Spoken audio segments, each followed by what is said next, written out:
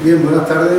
Muchas gracias, Paco, por esa presentación tan exhaustiva y tan extensa que ha hecho de mí. Evidentemente hay detrás un porqué, ¿no? Es la edad que tengo. Llevo dedicado a la espeleología, a la arqueología prehistórica hace prácticamente unos 40 o 42 años, entonces ese periodo de tiempo da tiempo a hacer muchas cosas y el que me queda todavía que tengo que doblar, ¿no? Lo que he hecho, al menos eso pretendo.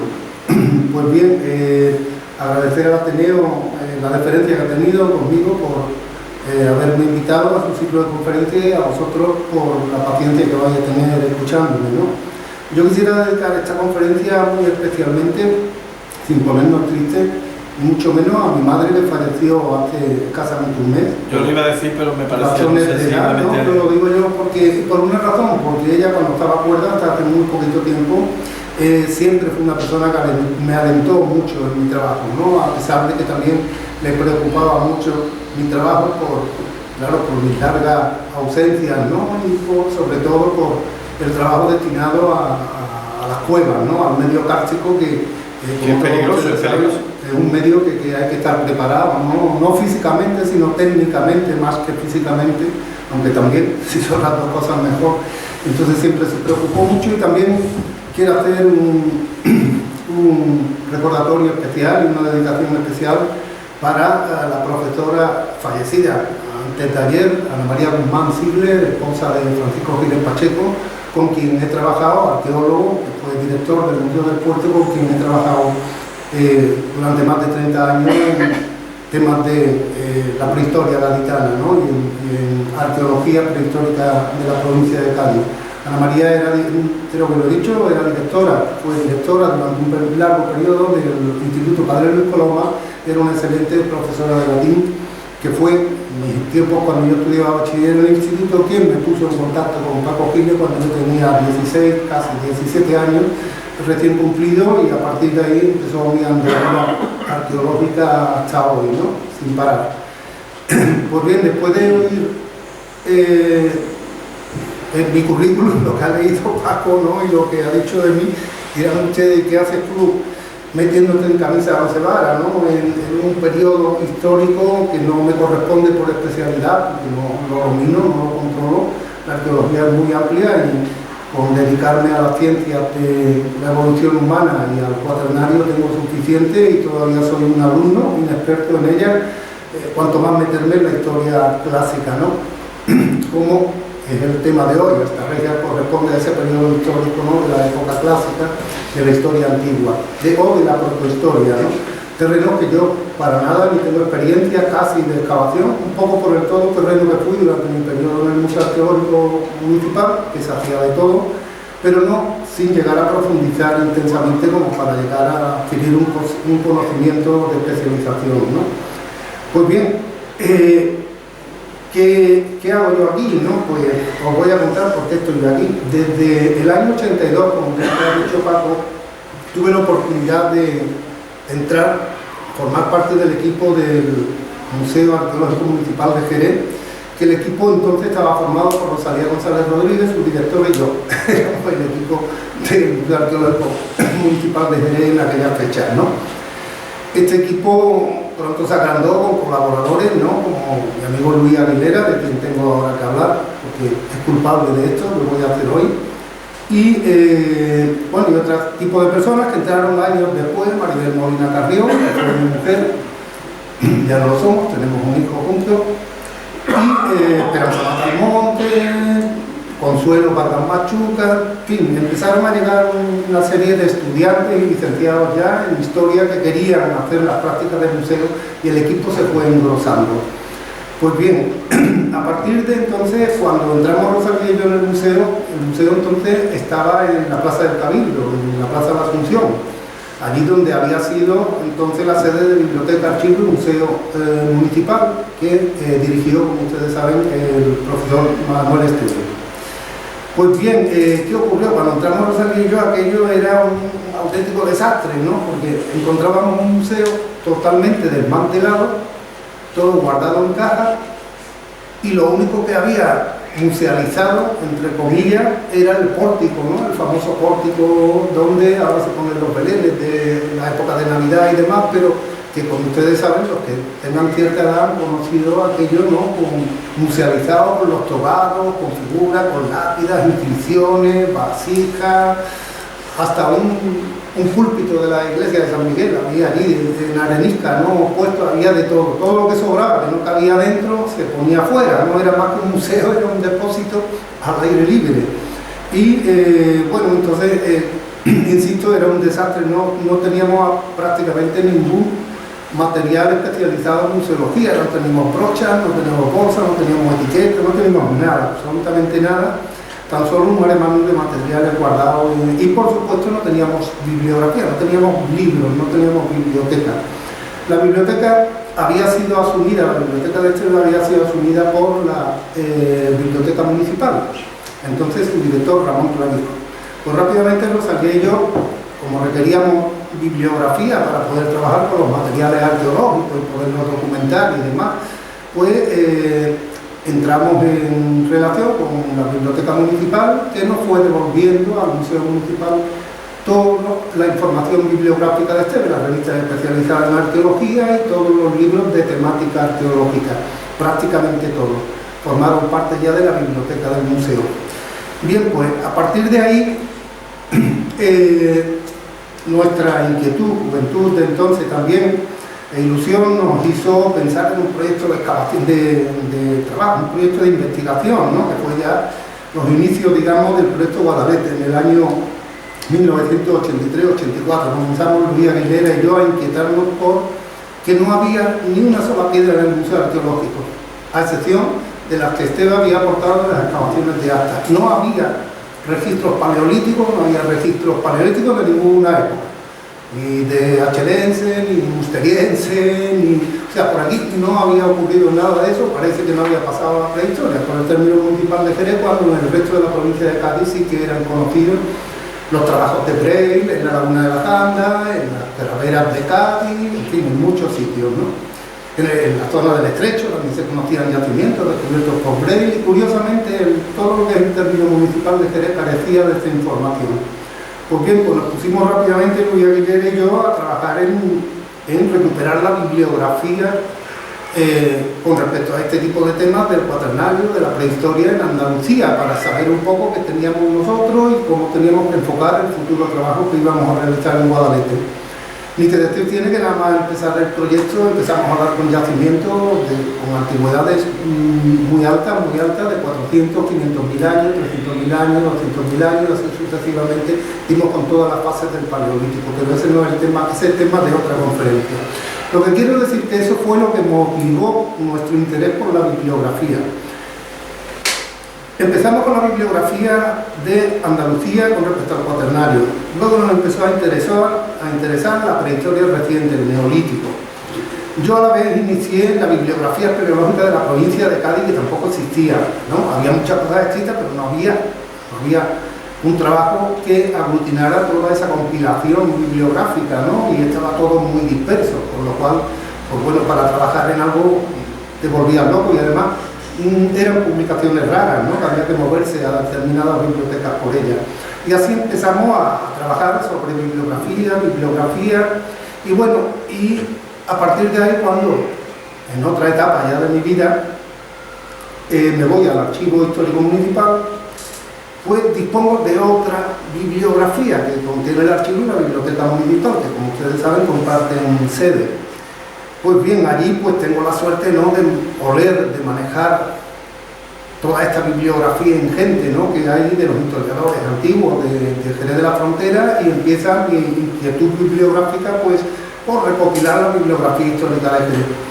Este trabajo lo empecé en el año 95, el de recopilarla, y bueno, todavía lo estoy realizando porque no paran ahora los compañeros de publicar cosas, que yo lo pretendía cerrar en 2020, pero no, en 2021 ya me he colado también, ¿no?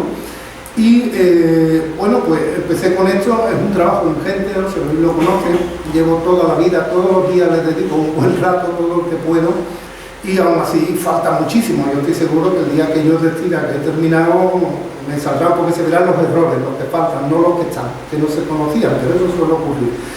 Deciros que llevo ya más de 300 folios de bibliografía recopilada de la historia de Jerez, en todos sus capítulos de la historia, y en cuanto lo tenga, pretendía hacerlo este verano durante las excavaciones, pero las excavaciones no perdonan, porque me han ocupado todo el tiempo y no he sacado tiempo libre, y el poco que he sacado lo he destinado a mí, a irme a bañarme al río, que hacía muchísima calor, ¿no? Y entonces pues no lo he acabado aún. Pero quiero decir, por eso el tema de hoy, ¿por qué hablo yo hoy de esto? Porque viendo esa bibliografía de Jerez, Asta estaba en medio, Asta Regia está en medio, los trabajos de Esteves y los trabajos de muchísimas personas que han publicado, han hecho referencia al yacimiento o al sitio de Asta Regia en Mesas de Asta. Aparte Santi, que desde el Paleolítico hasta tiene tipos de asentamiento, ¿no? Como sitios estratégicos con manantiales, rodeados de agua. Efectivamente, bueno, si no exactamente en Asta, pero nosotros hemos publicado un yacimiento que se llama Fuente de la Salud, que está muy cercano, donde hemos dado con industria musteriense. Esto significa que hay ocupaciones neandertales, por muchas razones, porque aquello es un sotobosque, es rico en agua, efectivamente, lo sería también en fauna, y entonces pues donde mejor que en una cueva se vive generalmente poblado al aire libre, y allí se han detectado industrias líticas de momento, ¿no? De ese periodo, de hace unos 40, 50 mil años. No es diagnóstica todavía, pero se han encontrado puntas musterienses, con lo cual eso no ofrece ninguna duda. Mesas de Asta, la cronología más antigua que se conoce, en los yacimientos de mesas, estrictamente dicho, son neolíticos hasta ahora. Pero claro, nunca se sabe, porque nunca se han llegado a bajar de los niveles neolíticos, y se podía dar, evidentemente, si no en una arqueología vertical, es decir, en una estratigrafía vertical, sí posiblemente en una estratigrafía horizontal sea posible, con buenas técnicas de prospección y de mata, con materiales correspondientes al Paleolítico. No lo descarto, ni mucho menos, porque los humedales siempre han sido atractivos para la biomasa y para el hombre, ¿no? Entonces, el hombre y la mujer, habría que decir, ¿no? Entonces, esto es fundamental. Pues bien, haciendo ya esa recopilación de tantísimos folios, de tantísimos años, pues me ha sido fácil extraer la bibliografía de Asta. He podido, un trabajo, lo acabo de presentar a la revista de Historia de Jerez para su próxima publicación, si me lo admiten. He podido sacar 310 referencias bibliográficas, sin incluir las fuentes clásicas, ni muchísimo menos, de bibliografía de Asta Regia, que van desde el siglo XVI al siglo XXI. Bueno, es un trabajo modesto que no existía como compilación, las bibliografías existían, pero no estaban unificadas, ¿no? Con lo cual pues me lo he planteado como herramienta para futuras, pero no quiero decir futuras, para inmediatas actuaciones que se deben hacer ya en el yacimiento de Mesas de Asta, y eso, ya lo saben todos los arqueólogos, pues los listados bibliográficos ayudan mucho, ¿no? A los estudios, informes, memorias y demás del yacimiento. Pues esa es la historia de por qué puedo yo hablar, por qué un arqueólogo dedicado a la prehistoria fundamentalmente. Y ya digo, todavía me siento alumno de ella después de 40 y tantos años de dedicación, ¿no? a este inmenso mundo de lo que es la evolución humana y la prehistoria de nuestra especie, pero creo que puedo llevar a hacer un análisis historiográfico de corrido. De barrido no voy a entrar en detalles porque supongo que aquí puede haber personas que hasta controlen mucho más el tema que yo, pero sí vamos a ver por qué Asta es importante, que es el objetivo también de haber venido aquí al Ateneo, ¿no? La prensa machaca continuamente con un proyecto humo que no se lleva nunca a cabo. Tengo reportes de prensa, muchísimo, porque yo guardo la hemerografía, ¿verdad? Somos adictos también a la hemerografía para cuando dicen, no, yo no lo dije, sí lo dije. Aquí está. Lo que pasa es que cuando decimos una cosa saltáis diciendo lo contrario, pero nunca lo ejecutáis, pero eso ha ocurrido. Pero ya hay que dejarse de tonterías con respecto a Mesas de Asta y Asta Regia, y lo veréis al final del todo, que lo quiero enlazar con este momento. Ya se sabe suficientemente, el ayuntamiento lo sabe la Junta de Andalucía, lo sabe el mundo entero, lo sabe, pues bueno, el Mare Nostrum no lo sabe totalmente, la importancia de Asta Regia. Esa importancia se la da, ni más ni menos, pues esto, ¿no? Comencemos por las fuentes clásicas, ¿no? Asta Regia no es un yacimiento que acabamos de descubrir, ¿no? Ni muchísimo menos. Ya en el siglo II a.C., hay gente, hay personas, como en este caso Posidonio de Apamea, que nació en Siria, era un erudito de la época, ¿no? Político, geógrafo, historiador, filósofo estoico también, que es muy importante, ¿no? Que vivió del 135 al año 51 a.C., pues ya nos habla de la Turdetania porque fue un hombre que viajó a lo largo de todo el mundo conocido entonces, ¿no? Era todo el Mediterráneo, evidentemente, y parte del continente asiático.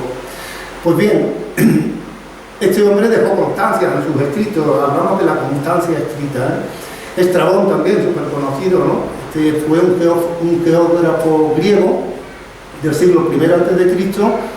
que también hizo viajes a lo largo de toda la península ibérica y todo el Mediterráneo, y es curioso, en su obra, la geografía número 3, nos habla ya de los esteros de Asta y Nabrisa.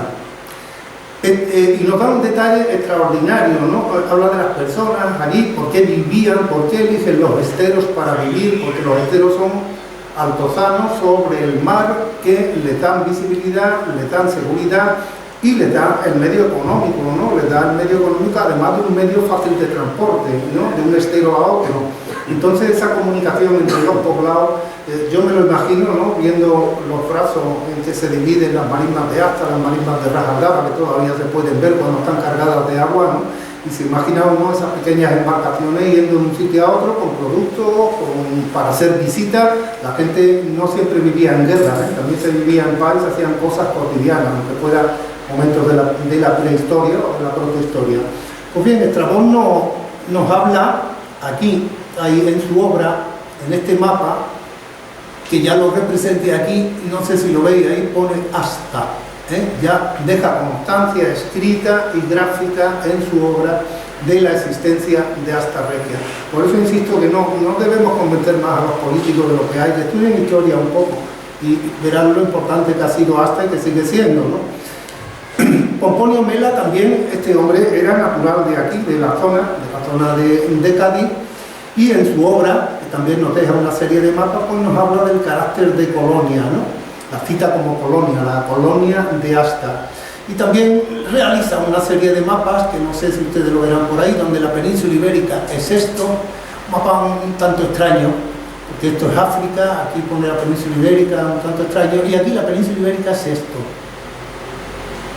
Pero también deja constancia cartografiada ya de cómo se concebía el mundo en la antigüedad. Y por supuesto Plinio el Viejo, ¿no? También muy conocido en las fuentes clásicas, que fue el procurador en Hispania a finales ya del siglo I después de Cristo.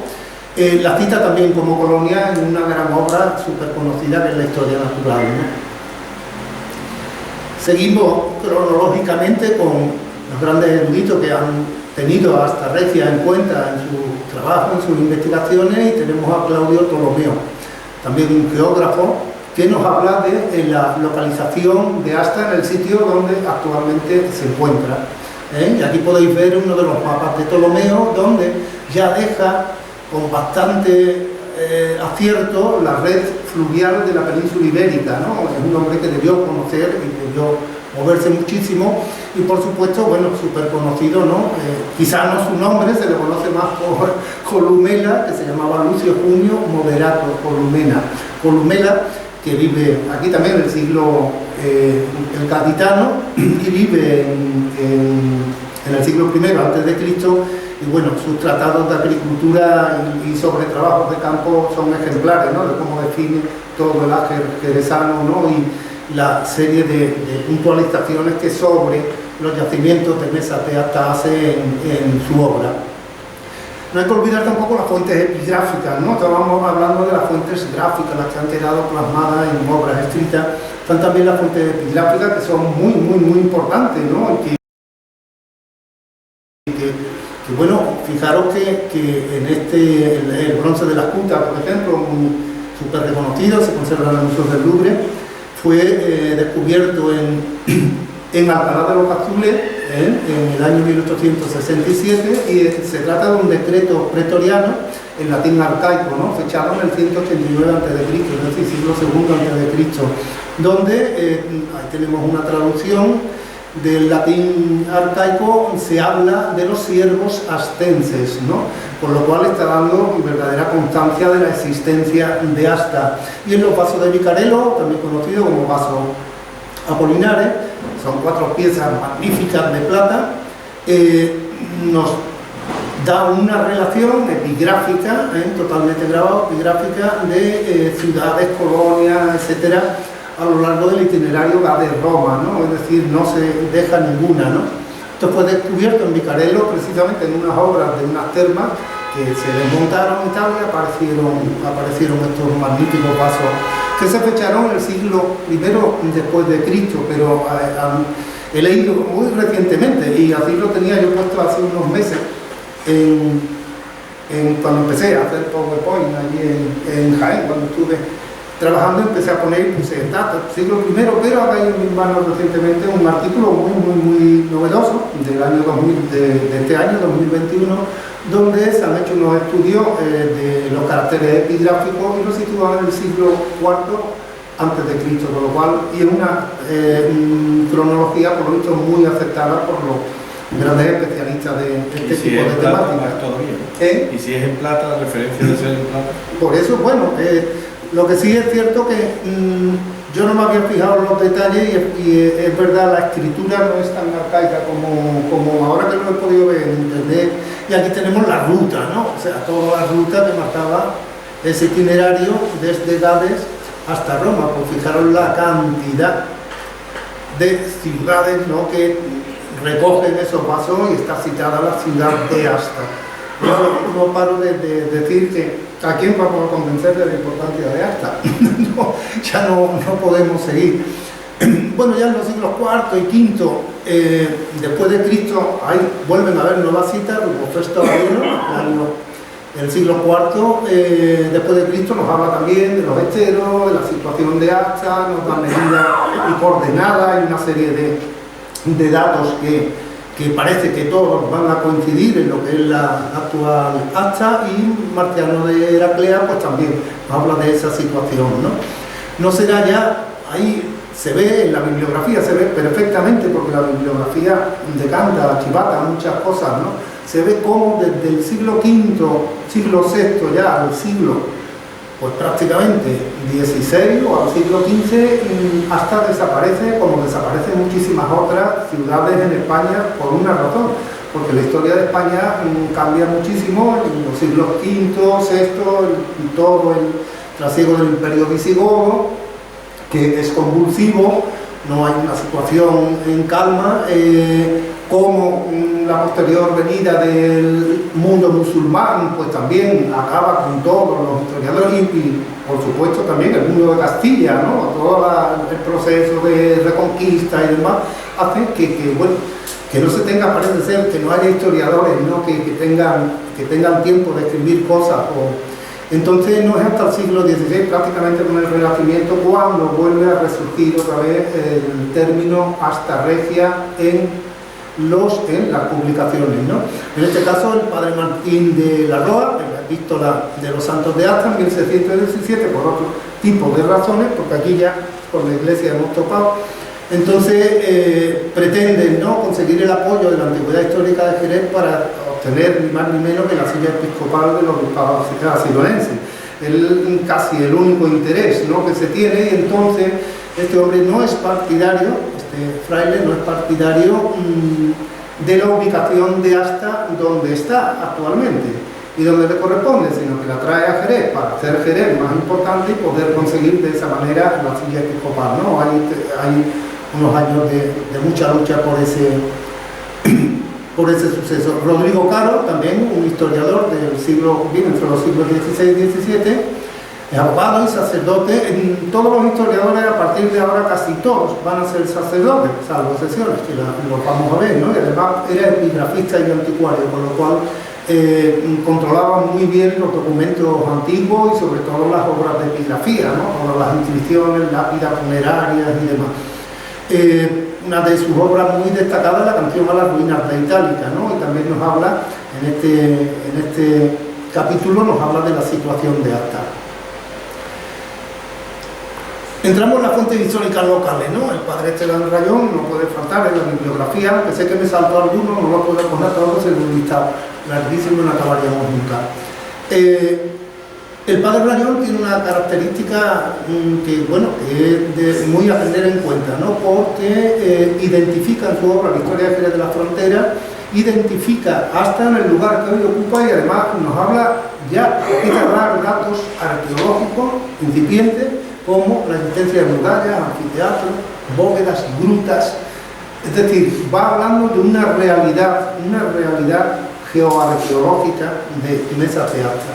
Esta obra, por su importancia, fue editada posteriormente en una colección facsímil y avanzamos porque tenemos que avanzar. El padre, también Fray Enrique Flores, en su obra La España Sagrada, también reconoce la localización de Astra. Esto es importante porque, por otro lado, un poquito más tarde, Bartolomé Gutiérrez era un jerezano, era un hombre de poca cultura, entre comillas, digamos de poca formación, porque tuvo una cultura autodidacta magnífica, ¿no? Entonces el hombre lo pasó muy mal para poder publicar, porque necesitaba dinero para publicar sus 2 tomos, ¿no?, de la historia de Jerez, pero lo consiguió y hace una magnífica exposición de Astra, pero de nuevo los intereses junto con Francisco Mesa Jinete, los intereses religiosos vuelven a sacar el tema de la situación de Astra en el Jerez actual, y aquello sería un despoblado de otro tipo de yacimiento. También esa obra fue publicada por la colección Book, en colección facsímil, los 2 tomos. Y de Francisco Mesa Jinete, que no lo he dicho, pues está el epítome de algunas antigüedades de Jerez de la Frontera, de la muy leal ciudad de Jerez de todo. Esa coletilla llevan todos los libros de la época del siglo XVII y XVIII. Bartolomé Gutiérrez tiene una cosa que yo considero muy interesante, interesantísima. Introduce una lámina en la que podemos ver objetos arqueológicos, como se pueden ver monedas, una redoma, una especie de botella, una vasija, varias esculturas, una lápida con inscripciones. Aquí, si veis un enterramiento, y fijaros en posición lateral, ¿eso qué sugiere? Los cristianos no entierran en posición lateral, entierran de manera supina. Puede ser un enterramiento islámico de cualquier sitio, porque estos son piezas de Jerez. Esta pieza está en el Museo Arqueológico. Esta no se sabe dónde pudo estar, pero él la representó, pero esta sí está en el Museo Arqueológico, la subida de la escalera hacia la sala de prehistoria. Ahí está en una hornacina. Esta estuvo situada en la esquina de la calle Ídolo. Pues bien, lo que quiero decir con esto es que de las primeras publicaciones que aportan, además de texto, datos arqueológicos, aunque no sitúa ninguno, pero debieron de ser de la zona, evidentemente, ¿no? Este hombre, insisto, era de Jerez y escribe la historia de Jerez, no iba a publicar materiales arqueológicos de otra zona. Siguiendo el proceso evolutivo de las publicaciones, aquí Francisco Virués de Segovia, también en el epítome de algunas antigüedades de Jerez de la Frontera. Este era un militar jerezano, erudito, con mucho conocimiento, mucho viaje, y pues bueno, prestó también su servicio en Jerez de la Frontera y escribió un libro que reúne una información muy interesante. Y Joaquín Portillo, librero jerezano, un hombre también sin formación, una formación académica, insisto, porque se trata de otro autodidacta, dedicó toda su vida a ser librero, escribió Noche Jerezana, o sea, la historia de descripción de la muy noble, muy leal ciudad de Jerez de la Frontera, que es un epistolario inmenso, pero muy bonito, muy agradable de leer, donde él le va contando a un amigo historias, las historias de Jerez, ¿no? Y es una manera de escribir la historia muy sugerente para la época. Otro tipo de publicaciones que han contado con mesas de acta es, por ejemplo, Pascual Mador, ¿no?, en su diccionario geográfico, estadístico e histórico de España, donde dedica un capítulo a mesas de acta, y Mador era un geógrafo muy exhaustivo. Si cita hasta y en la localización es porque lo tenía muy seguro. Y por último tenemos aquí a Manuel Bertemati Troncoso, curso sobre la historia e historiadora de Jerez de la Frontera. Fue un hombre muy involucrado en la Real Sociedad Económica de Amigos del País. Y ¿qué ocurrió con su obra? es por primera vez la que aporta datos arqueológicos y junto con Rayón confirma la existencia de un anfiteatro. Dice cosas muy curiosas en su obra, ¿no? Porque no está de acuerdo evidentemente con el padre Roa y con Bartolomé Gutiérrez y tal. Dice, si se hubieran pasado ustedes por allí, por el yacimiento, pensarían lo contrario, y es porque el hombre hizo prospecciones in situ y empieza a describir ya sitios, áreas de concentración de cerámica, empieza a ver diversidad de cerámica, y él nos habla con cierta terminología arqueológica muy interesante. También Diego Ignacio Parada y Barreto aporta datos arqueológicos, ya está en su libro Hombres Ilustres de Jerez de la Frontera, y Romero de Torre también recoge hasta regia y muchas ya está en su catálogo monumental de la provincia de Cádiz. Y ya estamos entrando en el siglo XX. César Pemán, no muy buen amigo de Manuel Esteves, empieza a soltar capítulos ya, ¿no?, sobre Asta en el estado de la cuestión tartésica, y digo no muy buenos amigos por familiares y demás, porque ha quedado escrito en la historia que su relación nunca fue muy acertada, y como tal nunca publicaron juntos, ¿no? Pero bueno, vamos ya dándole camino a esto porque habrá que terminar prontito. Este personaje que está aquí, Manuel Esteves Guerrero, vivió del año 25 a 1975 y, como ustedes saben, fue director de la biblioteca, del archivo, del Museo Arqueológico Municipal y profesor de historia en el Instituto Padre Luis Coloma. Además de pintor, escritor, poeta, fotógrafo, dibujante, ayudante de arquitecto. Era un hombre que poseía mucho talento y que por la familia burguesa en la que le tocó vivir, afortunadamente, pues pudo sacar mucho partido a su vida, ¿no? Ingresó en el Museo Arqueológico, en Museo, Biblioteca y Archivo a mediados de los años 30, y hasta el año 75 estuvo como funcionario director, ¿no?, de estos tres servicios. Pues bueno, un poco aquí he puesto esta diapositiva, ¿no?, para que veáis. Esta es la excavación del impluvium, ¿no?, en una de las zonas pero no tiene nada que ver la foto para lo que quiero. Este es el impluvium actualmente, como veréis está destrozado, está bastante hecho polvo. Fijaros lo que dice aquí, y es muy importante, y por este camino continúo ya la conferencia y la acabamos. Otra vista de los trabajos que se realizan. Toda la tierra extraída es pasada por la criba que se ve a la derecha. Así se recogen los más diminutos objetos. Esta es la criba. Fijaros eso es importantísimo. Año 1942, plena posguerra española. Un hombre allí solo, sin equipo, como hoy.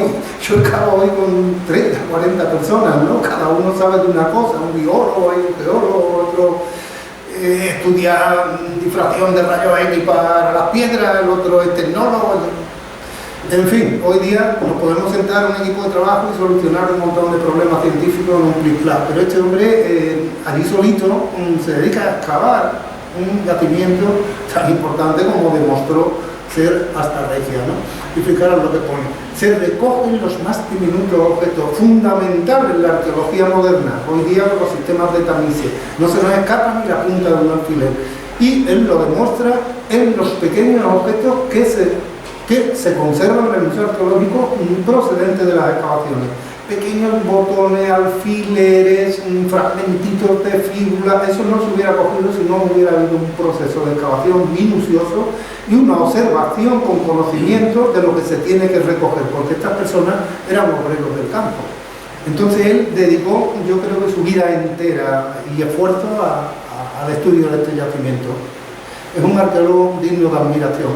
Manuel Esteves coge en el año 30 y algo, no recuerdo exactamente cuál, pero en los años 30 la dirección, como he dicho, del Museo Arqueológico y tal, y bueno, esto es lo que se encuentra, ¿no? Se encuentra una colección arqueológica municipal, ya elaborada desde 1800, no sé cuánto, también por Martín Pescador, que elabora una pequeña guía, ¿no?, de la colección arqueológica, y bueno, hereda este museo con este tipo de estatuarias y demás que habían sido recuperadas en el siglo XIX y que ya afortunadamente formaban parte de lo que era la colección del Museo Arqueológico Municipal, que fue nombrado museo en 1900 por orden ministerial en 1963, a raíz de la importancia que adquirió el museo con todo el incremento de materiales arqueológicos que había proporcionado las excavaciones de Alta Regia.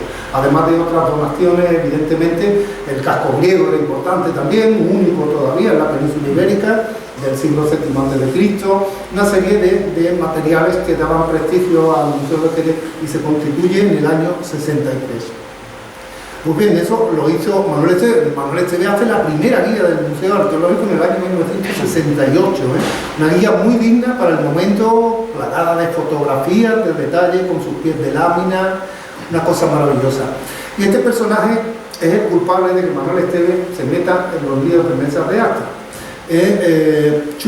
Adolf Schulten, arqueólogo alemán, viene a España, excava en muchos sitios porque él era especialista en el mundo romano, excava en la parte de León, los campamentos, los grandes campamentos romanos que por allí se asentaban, pero baja aquí al sur con la obsesión de buscar tartesos, como ustedes saben, ¿no? Numancia también, efectivamente, sí, era un gran arqueólogo súper reconocido en España, pero su obsesión por tartesos lo hace venir al sur, venir, como ustedes saben, el Coto de Doñana, hace varios intentos, no tiene suerte, excava una villa romana, en fin, el hombre no tuvo mucha suerte, pero sí en su estancia aquí conoce a Esteve, visita a Esteve y es el que pincha a Manuel Esteve porque lo lleva a Esteve a mesa de acta y pues se le va un poco la olla, no hablando en lenguaje coloquial, ¿no? Cuando ve aquellas marismas, aquella mesa, aquella profusión de materiales en superficie, todo ese tipo de cosas, pues este hombre insiste a Manuel Esteve y Manuel Esteve se compromete a llevar adelante el proyecto de Alta Regia. Pues bien, fijaros que esta es la memoria, esto es la memoria de excavación de la campaña 1942-43. De mesas de acta, se publica en el año 45. Pues fijaros, Manuel Esteve usa ya un tipo de dibujo, de representación gráfica de los elementos arqueológicos muy actualizado, muy moderno, muy en la línea de lo que se está haciendo en las grandes universidades. Esto por los contactos evidentemente que Manuel Esteve tenía en la época, ¿no? Fijaros los perfiles, cómo dibuja los perfiles de la sigilata, cómo nos da cuenta de los grafitos que contienen este asa, por ejemplo, de Lucerna, ¿no? O aquí la cerámica campaniense con sus grafitos, las cerámicas del bronce final que las representa magníficamente. Estas son las cerámicas tartésicas que las describe además antes que mata Carriazo, pero no se lleva la gloria, como siempre, como me suele ocurrir. Y cómo emplea la representación gráfica de las estructuras, en este caso como dos muros y un silo, y aquí lo tenemos en alzado y aquí lo tenemos en planta. Utiliza la planta y el alzado de las estructuras, es prácticamente una arqueología moderna en su manera de representación. Esta es la primera lámina de industrialística que se publica en Jerez de la Frontera, la publica Manuel Esteve. Es curioso porque yo me he rastreado todo lo que pudiera haber de paleolítico y digo yo, no, nosotros, porque somos un amplio equipo, no existe otra, esta es la única que hay, que ya nosotros modestamente hicimos un trabajo de estudio con técnicas más adecuadas, de descripción y de estudio, ¿no? La publicamos en el año 1989, junto con Ramos, actual catedrático de la Universidad de Cádiz, conmigo, Maribel Molina, Esperanza Mata, Luis Aguilera, José María Gutiérrez y me falta, no me falta nadie.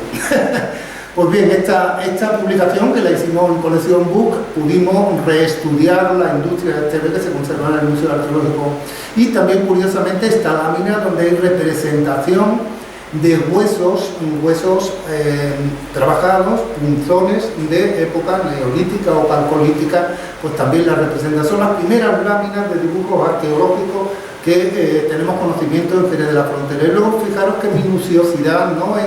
Perdonen las fotos porque siempre tienen un poquito de reflejo, la he hecho muy corriendo, pero fijaros dentro de la memoria lo descriptivo que es.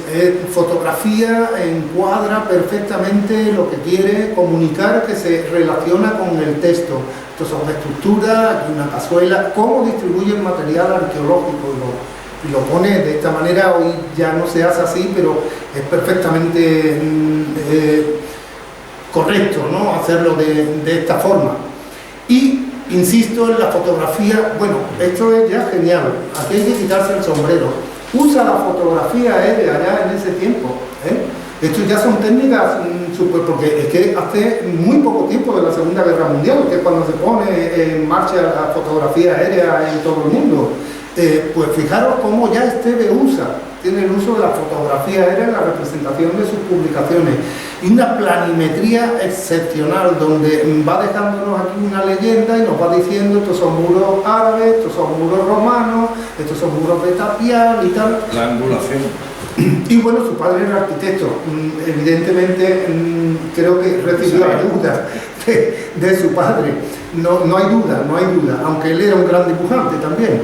Y esta topografía, por ejemplo, hecha con un topógrafo, hace una topografía con curvas de nivel, y donde sitúa las distintas fases de Cartillon, ¿no? Es que es una tecnología súper.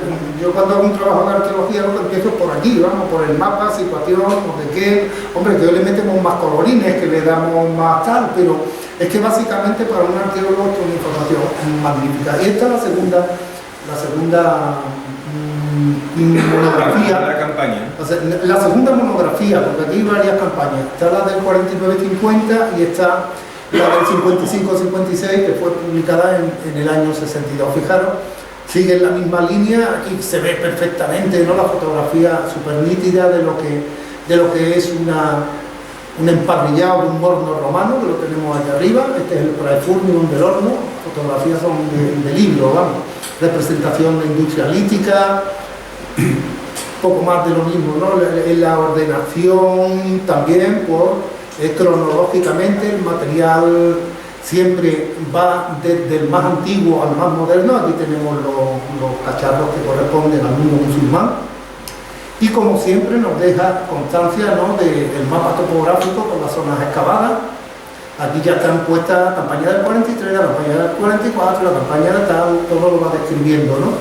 Los planos originales se ve la planimetría de un horno romano en la sección y la planta, y bueno, y ya toda la planimetría, ¿no?, que le va saliendo en la campaña con la delimitación de los muros, donde es fundamental para entender el hábitat. Aquí tenemos el impluvium, por ejemplo, una sesión altimétrica del impluvium, y aquí lo tenemos en planta.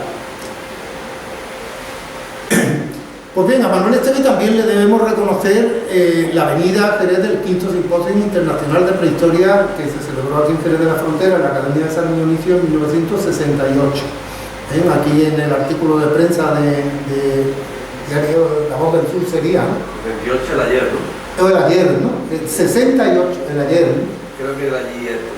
No lo recuerdo. Donde, pues bien, aquí se deja constancia, ¿no?, de los profesores que vinieron, todo el interés internacional sobre el mundo tartésico y de la cultura del Bajo Guadalquivir se concentró entonces en Jerez de la Frontera, y Esteve, como es lógico, presentó este artículo: Hasta Regia, una ciudad tartésica. Y el quinto tipo se llamó Tarteso y sus problemas. Aquí se dijeron muchas cosas, luego no se cumplieron todas, en fin, pero Esteve sí tuvo, ¿cómo se le da para el otro lado? Aquí, Esteve sí tuvo aquí un gran protagonismo, y el artículo no tiene desperdicio. 25 años después, en el Museo Arqueológico, todavía estaba yo trabajando allí, formaba parte del museo, se organizó el Congreso Tartesio 25 años después, en 1968-1993, y también se publicó, esta es el acta del Congreso, donde un artículo de Rosalía y Paco Barrio Nuevo, Rosalía González Rodríguez y Paco Barrio Nuevo, arqueólogo municipal, aportaron un nuevo trabajo sobre Hasta Regia, posiblemente creo que era sobre el actual funerario de Hasta Regia, no lo recuerdo porque son muchas citas. Y bueno, aquí tenemos de nuevo al profesor Esteve con una publicación que la recopiló Manuel Antonio García Paz, entonces cuando era director del museo, sucesor de Esteve, aunque no le llegó ni a la altura del zapato, dicha sea la verdad, ¿no? Porque tampoco Manuel Antonio era arqueólogo, ¿no? Este hombre era un polifacético, era un gran erudito, y Manuel Antonio era pues simplemente un historiador, ¿no?, del arte, y que no le llegó a Esteve de hecho, el museo tuvo un frenazo, un apagón muy fuerte desde la muerte de Esteve hasta prácticamente la formación del nuevo equipo del museo en el año 82, cuando entramos Rosalía González Rodríguez y yo. Pues bien, y ya vamos acabando. Allí no me gustan los textos, pero era por poner lo que yo me lo sé, ¿no? Y es un poco destacar que es a Manuel Esteve en su faceta de arqueólogo e historiador a quien debemos reconocer la primera y acertada puesta en valor del yacimiento, culminando durante el periodo de 1941 a 1958 con las excavaciones arqueológicas que llevó a cabo y publicando las memorias correspondientes, con todos los problemas que suponían para aquellos años de conflictividad sociopolítica en toda España, ¿no? Y hay una larga cita de referencia, 41, 42, 45, 50, 62, de artículos de Esteve que recojo en la bibliografía. Tras la muerte de Esteve en el 75, pocas cosas se han hecho. La declaración en el año 2000 de la zona de categoría arqueológica con la declaración BIC, eso ha sido importante. Eso fue a raíz del descubrimiento que hicimos en el año 93 de la necrópolis de Mesa de Asta, de una de las necrópolis de Mesa, pero poco se han avanzado en planes de actuación arqueológica, proyectos de investigación y por supuesto en nueva contribución de publicaciones científicas, ¿no?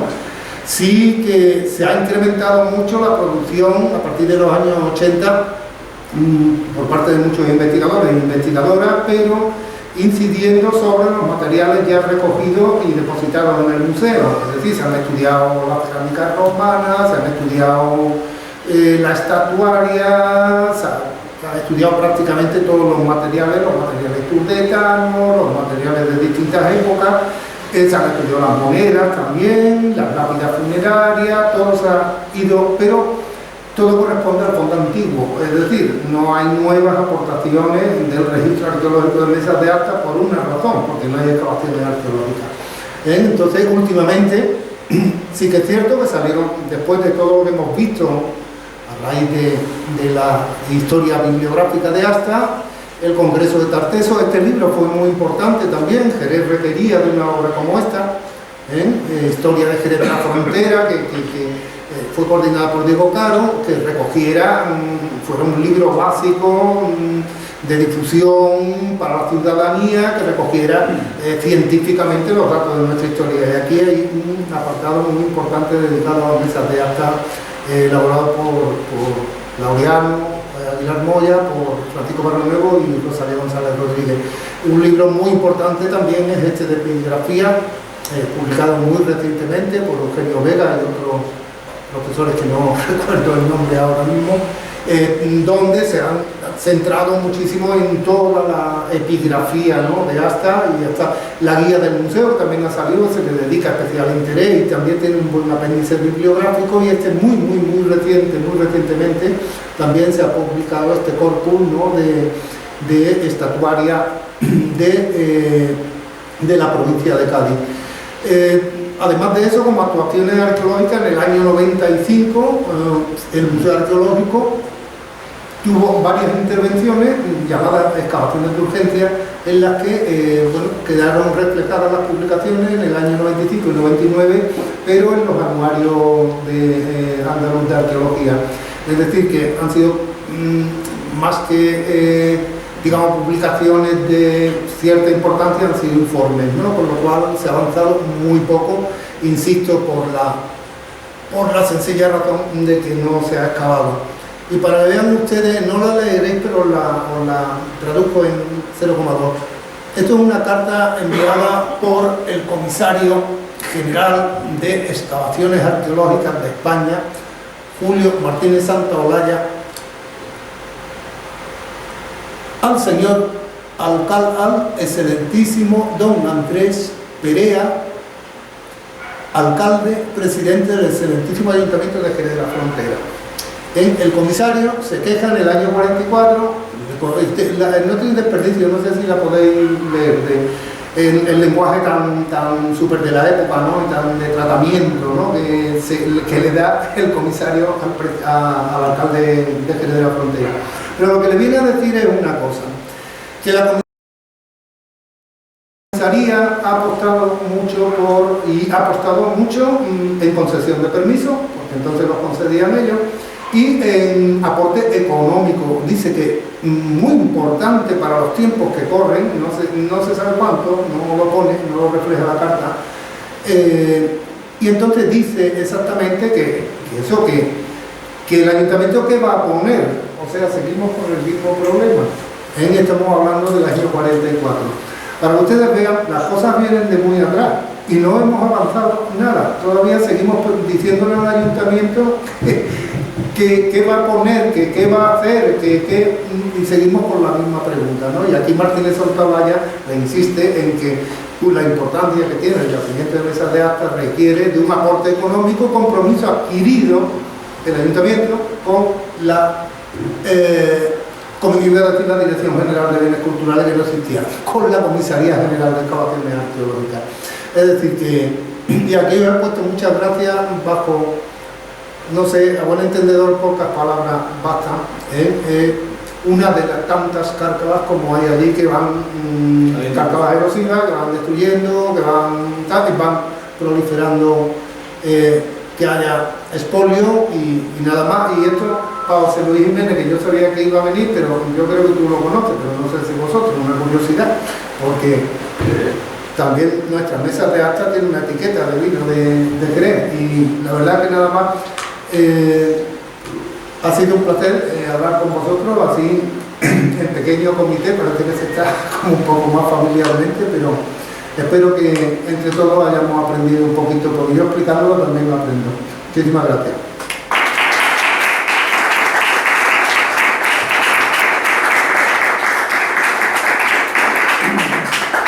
Bueno, pues Santi, pues muchas gracias por tu conferencia, y si abrimos un poquito el ruego y preguntas, y yo creo que José Luis, yo creo que le viene pregunta. Dos cositas. No era el ayer, es la voz del sur. La voz del sur, sí. El ayer es más antiguo. Es la voz del sur. También hay artículos de Esteban en el ayer, pero no era este. Cada año 68. Era la voz del sur. Y otro, tú has puesto una imagen, una de las filminas de Paradis Barreto. Que no es Paradis Barreto. No, de Paradis Barreto, digo, el grabado de la Ilustración española. Pero al hilo de esto quiero reivindicar, y el Ateneo podía aportar también, eso, está ahí arriba. Este señor tenía una calle que está justo al lado de La Vega. Y La Vega.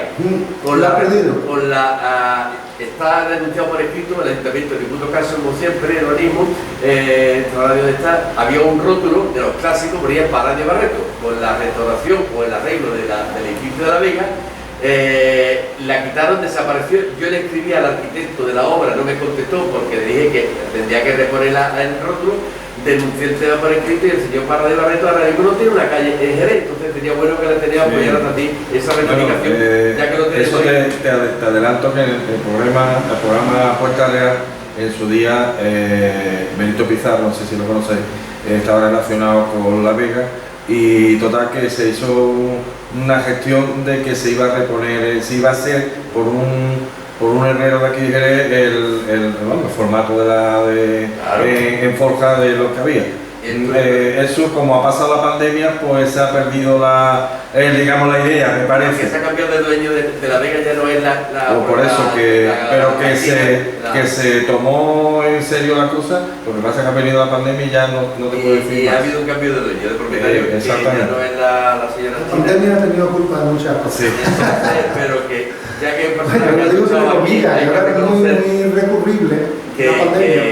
Bueno, ya que el tesorero pasa por Valladolid, aprovecho para reivindicar la figura del hombre que luchó por esta regia, que ahora tenía su calle y su rótulo y ya no está. Entonces, entre otras muchísimas cosas, está claro. por lo menos ahí... Lo que sí hay un dato, hombre, que son tantos datos, pero que vean ustedes dónde viene la cosa, también que en el año 73, antes de morir Franco, se sale un boletín oficial del Estado de 8 yacimientos tartésicos, entre ellos de Astarreía, declarando de utilidad pública. O sea que ya estaba la cosa medio preparada y siempre hay algo que entre ellos, vamos, que no vamos a decirlo aquí porque sería denunciable casi públicamente la cantidad de oportunidades políticamente y de eso que han tenido de comprar la finca. Nosotros en el foro, cuando creamos el foro de Astarreía, tuvimos una reunión en la Gerencia Municipal de Urbanismo con una fotografía de la prensa y salimos entonces la chica que estaba de alcaldesa accidentada, de alcaldesa de, ¿cómo se llama eso? No sé cómo se llama. Delegada, alcaldesa delegada, Loli Barragán, una compañera además nuestra. De mesas de acta. De mesa, sí, estaba Loli y recurrió al total, que formamos el foro de Astarreía, que formamos distintas entidades culturales de Jerez y demás. Y dentro de nuestra labor, bueno, ya tuvimos años peleando, como está haciendo ahora la plataforma. Y firmamos con Pacheco un documento, Pedro Pacheco, la gerencia, firmamos un documento en la cual salimos en la prensa brindando una copa de oloroso, brindando con una copa porque se ponía en marcha el plan de recuperación de Astarreía. Bueno, a los 2 días siguientes fue destituido por la alcaldesa de Jerez entonces de su despacho y demás, le requisaron todo y tal, pues esa cosa ahí que surgió. Y otra vez se quedó, por lo que tú dices, otra vez se quedó, tuvimos la oportunidad, porque él vio un camino para poder conseguir eso, que no vamos a comentar, pero que él vio el camino y como lo vio, pues dijo, perfecto, y joder, lo restituyeron, entonces se quedó. Siempre hay, como siempre ocurre, Astarreía tenemos la suerte, ¿no? La verdad que en fin, el que le hinque el diente a Astarreía, desde luego, triunfará evidentemente porque ya el yacimiento se lo va a yo creo que ya toca. Pero que sí, ya los tiempos que corren no merecen excusas ni más artículos humo en la prensa y más decir y ahora esto y ahora lo otro y ahora lo vamos a hacer esto mentira, el plan director que se iba a hacer, 2 arqueólogos se van a contratar para llevar el plan director. Vamos a ver. Cualquier yacimiento, Astarreía o se llame Pepita González, el yacimiento requiere una cosa básica. Primero, que sea de titularidad pública para evitar problemas. Eso es lo primero. Segundo, que haya un proyecto general de investigación, que Astarreía no requiere una puntual o una excavación de urgencia, sino un proyecto general, un PGI, que se llaman los modelos que tiene la Junta de Andalucía, que es la que concede la autorización, la Dirección General de Bienes Culturales. Que haya un proyecto que tiene que recoger un equipo, una financiación, una actuación arqueológica, unos objetivos, todo eso se tiene que recoger en el proyecto y eso requiere de un trabajo, de un esfuerzo de un equipo interdisciplinar. Y hasta que no exista eso, y la universidad apoyando evidentemente junto con el Museo Arqueológico, con todo lo que tú quieras, pero que exista el equipo de excavación de profesionales que vayan a hincarle el diente a Astarreía, y Astarreía no es estudiar el yacimientito donde nos ponemos a excavar, hay que estudiar el territorio, requiere un estudio de bastante más extensión, porque un yacimiento no es solo el lugar donde están las piececitas, sino todo lo que lo rodea también, ¿no? Porque la movilidad de las personas estuvo por todos esos sitios. Entonces, mientras no existan ese tipo de cuestiones y que realmente la Dirección General tenga un equipo, que existe un equipo dirigido por, que no todavía no conozco el nombre de quién puede ser el director o directora del yacimiento,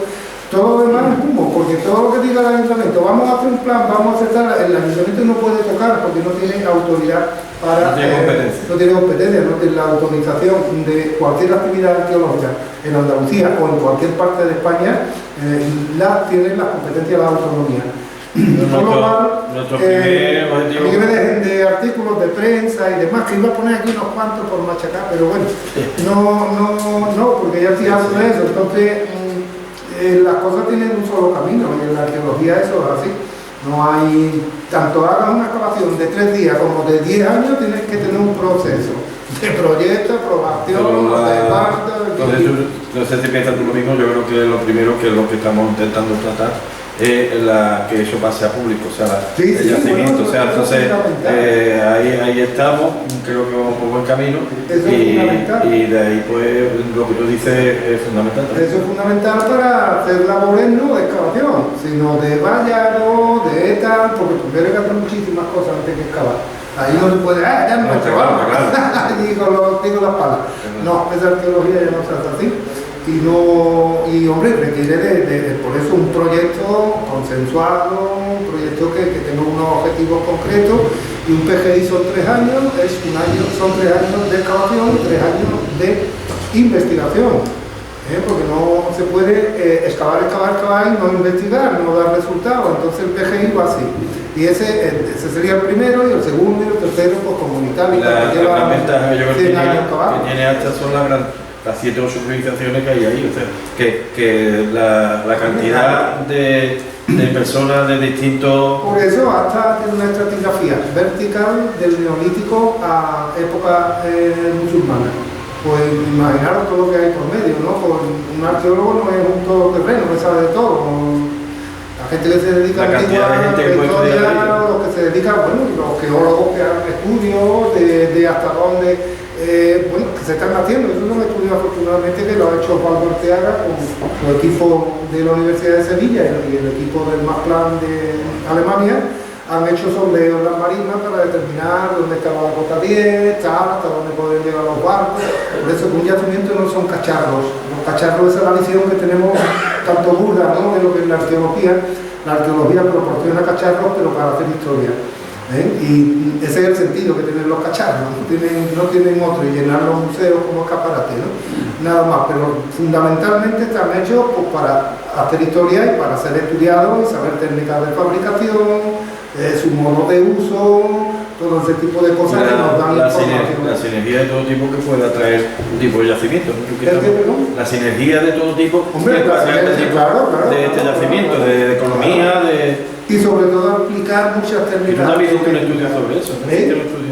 ¿Hiciste tú también estudios sobre eso, sobre la dimensión que puede tener un yacimiento? Sí, también en los congresos de arqueología espacial. Sí, hombre.